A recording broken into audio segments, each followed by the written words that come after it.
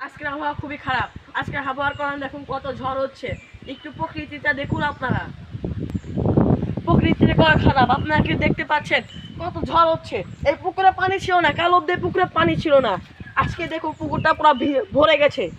পুকুরটা পুরোপুরি খালি ছিল, একটু পানি ছিল না। আজকে কালকে রাত্রে সারা রাতের বৃষ্টিতে পুকুরটা ফুল ভরে গেছে। দেখুন কত ঝড় হচ্ছে, ওইদিকে একটু দেখুন।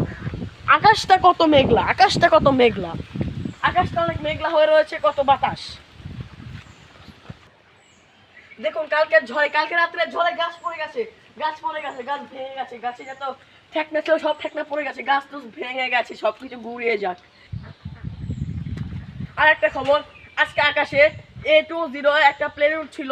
সেই প্লেনের সাথে একটা মশা ধাক্কা লেগেছে, বাতাসের কারণে, ঝড়ের কারণে একটা মশা আঘাত লেগেছে আর প্লেনটা পুরো ধ্বংস হয়ে গেছে। ওই একটা মশা খোঁজার জন্য 10,000 সেনাবাহিনী, 20,000 পুলিশ নিযুক্ত করা হয়েছে।